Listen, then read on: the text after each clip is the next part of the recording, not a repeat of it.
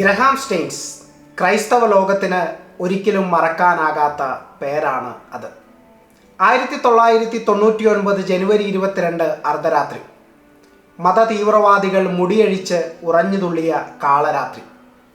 കുഷ്ഠരോഗികളുടെ പൊട്ടിയൊലിക്കുന്ന വ്രണങ്ങൾ കഴുകി വൃത്തിയാക്കിയ മിഷണറിയെയും പിഞ്ചു കുഞ്ഞുങ്ങളെയും നിഷ്കരുണം കൊലപ്പെടുത്തിയ നക്ഷത്രങ്ങൾ കണ്ണുപൊത്തിയ ഭീകര രാത്രി.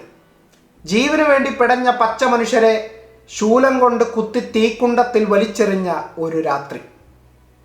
ക്രിസ്ത്യൻ മിഷണറി ആയിരുന്ന ഗ്രഹാം സ്റ്റെയിൻസ് മക്കളായ 10ഉം 6ഉം വയസ്സുള്ള ഫിലിപ്പ്, തിമോത്തി എന്നിവരെ ജീവനോടെ ചുട്ടുകൊന്നത് 1999 ഇതേ ദിവസമായിരുന്നു.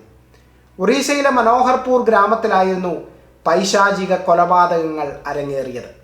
സമൂഹം ഭ്രഷ്ട് കൽപ്പിച്ച് പുറന്തള്ളപ്പെട്ട കുഷ്ഠരോഗികളെ സ്നേഹത്തിൻ്റെ കരം കൊടുത്ത് താങ്ങിയവരായിരുന്നു അന്ന് രക്തസാക്ഷികളായ ഗ്രഹാം സ്റ്റെയിൻസും തൻ്റെ കുടുംബവും. 3 മക്കളായിരുന്നു അവർക്ക്: എസ്തർ, ഫിലിപ്പ്, തിമോത്തി. ഭാര്യ ഗ്ലാഡിസ്.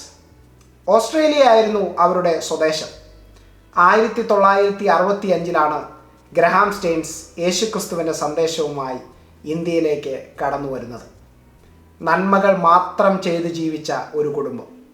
എന്നാൽ ഇവരുടെ ഈ പ്രവർത്തനങ്ങളോട് ചില സുവിശേഷ വിരോധികൾക്ക് എതിർപ്പ് ഉണ്ടായിരുന്നു.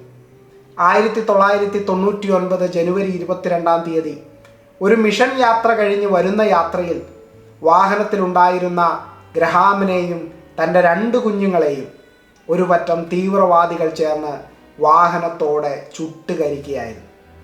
അനേക വർഷങ്ങൾക്ക് ശേഷം ഇന്ന് ഈ രക്തസാക്ഷികളെ നാം സ്മരിക്കുമ്പോൾ കുറ്റവാളികളോട് ഗ്രഹാം സ്റ്റെയിൻസിൻ്റെ ഭാര്യ പറഞ്ഞ വാക്കുകളാണ് നമുക്ക് ഓർക്കാൻ കഴിയുന്നത്.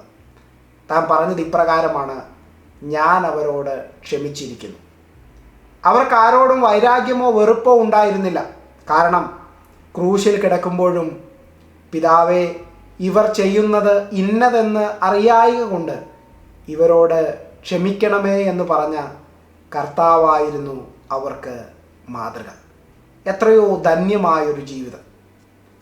ഗ്ലാഡീസിനും എസ്തേറിനും അന്ത്യചുംബനം പോലും നൽകാൻ കഴിയാത്ത വിധം കരിക്കഷ്ണമായ മാംസപിണ്ഡങ്ങൾ സമ്മാനിച്ച കാപാലികരോട് ക്ഷമിക്കാൻ ഒരു ക്രിസ്തുവിൻ്റെ അനുയായിക്ക് മാത്രമേ സാധിക്കുകയുള്ളൂ.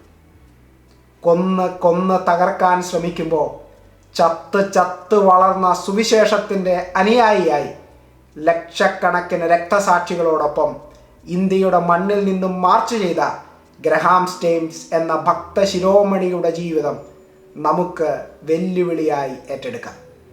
ഗ്രഹാം സ്റ്റെയിൻസിൻ്റെയും മക്കളുടെയും രക്തസാക്ഷിത്വം സുവിശേഷീകരണത്തിൻ്റെ ഫുൾ സ്റ്റോപ്പാണെന്ന് തെറ്റിദ്ധരിച്ചവർക്ക് മറുപടിയായി അവരുടെ ഓരോ ചാരപ്പൊടികളിൽ നിന്നും ആയിരങ്ങൾ ആർത്തിരമ്പി ഉയർത്തുവന്ന് ഇന്ന് ഒറീസയിൽ ക്രിസ്തുവിനെ പ്രസംഗിക്കുന്നു.